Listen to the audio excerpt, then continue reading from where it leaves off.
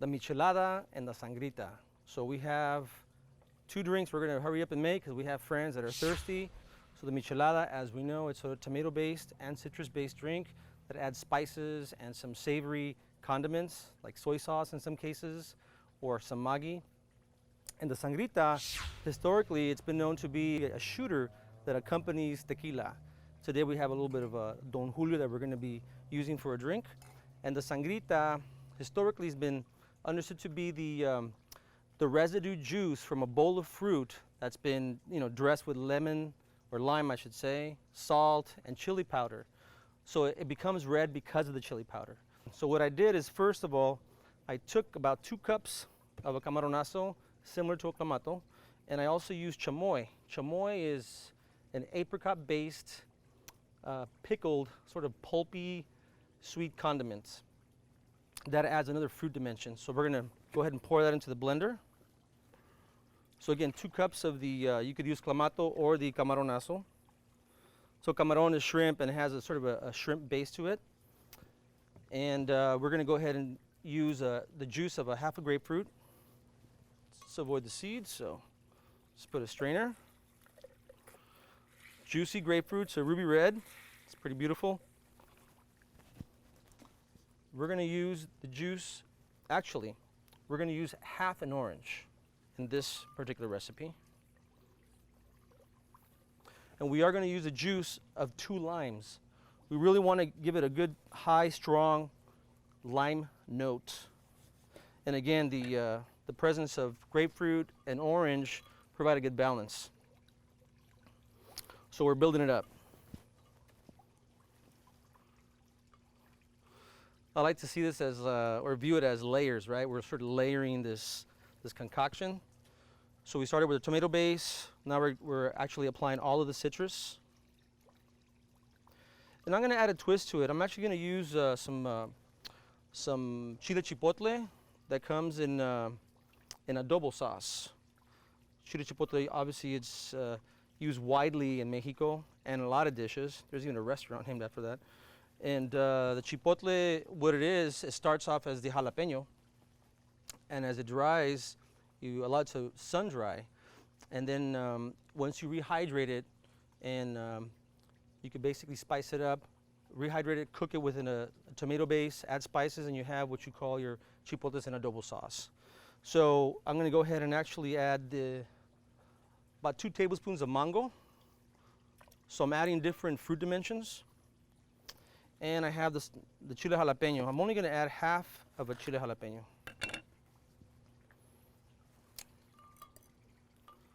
I think we're done with this. So let's put this aside, and we'll put the chile jalapeno aside. Okay, so we're almost there. So next, I went ahead and pre-measured about 1 ounce of chile chipotle. So we're gonna pour that in. So again, these are layers. We're gonna do a full tablespoon. Gonna just sort of gauge it. Full tablespoon of salsa Maggi. This will give it a little more depth, some savoriness. I picked this up at the Gonzalez. It's a Pico De Gallo. Essentially, it's like a chili powder. You can use it for fruit. And so this will add another little dimension. So I like using powder. I like using fresh chile, and I'm using something in adobo. So that's sort of my philosophy. I just like incorporating different elements, different textures. And so we have, last but not least, let's get some real tomato in the mix. Do a rough chop. So we got a Roma tomato. And what else are we going to add? We're going to add a little bit more kick. As you know, I really enjoy using hot sauces. So I also picked up Gonzalez and Gonzalez.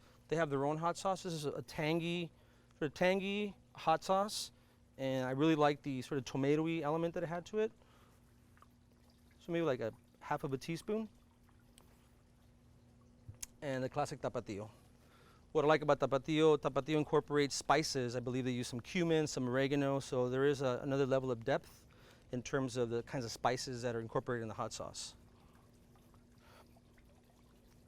Again, about a half teaspoon. That should be enough. I don't want to kill my friends. And that's pretty much it. little bit of salt.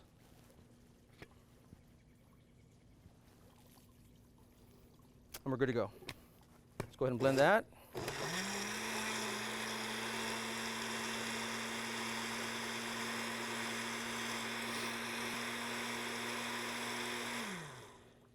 Okay, beautiful.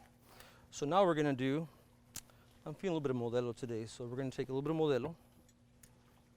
It's gotta be frosty, that's for sure. As well as your glass, pick a frosty glass. So let's let that settle a little bit. What's gonna happen too is once you pour this in there, it's really gonna fizz. Just let it settle. Beautiful. Okay, so now all we're gonna do is we're gonna grab a little bit of a lime.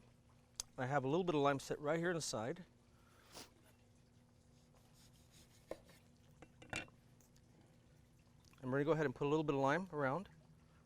And what I did is I took some of this powder and I combined it with a little bit of salt, okay? So traditionally what you wanna do is you wanna lime it and then actually go ahead and put the glass in there. But for this purpose, we'll just do this.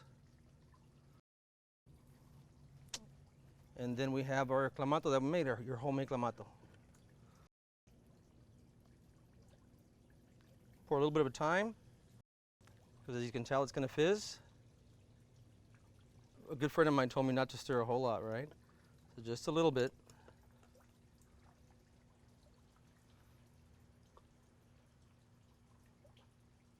There we go. And that's it. A quick recap on the Michelada. We went ahead and made our own tomato base. As I stated earlier, we have to use a lot of citrus, grapefruit, orange, lime juice. It's a perfect balance with the tartness of the tomato.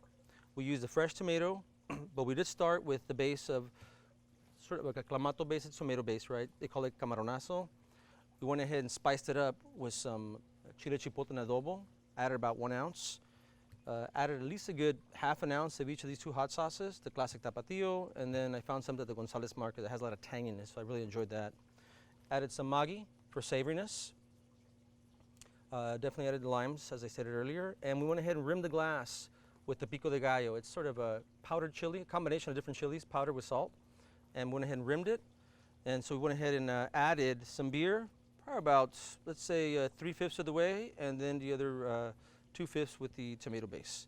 So now we got that, we're set to go. What I'm gonna do is use that same tomato base, that little, clamato base with the citrus, and I'm gonna pour three little shots of that.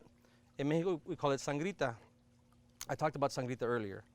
So all I wanna do is just show you more or less how it looks next to some nice white tequila. White tequila is the classic accompaniment to the Sangrita. Of course, you can use reposado, but I think the white tequila goes very well. So let me get my Michelada right here. We have our 3 little shots of Sangrita. And last but not least, we're gonna get a couple of different glasses here just to mix it up. And we're gonna do some shots of some Don Julio, right? A good friend of mine picked this up earlier for me, and he said, let's enjoy it. So this is the perfect time to do it. So let's just do a shot of some white tequila.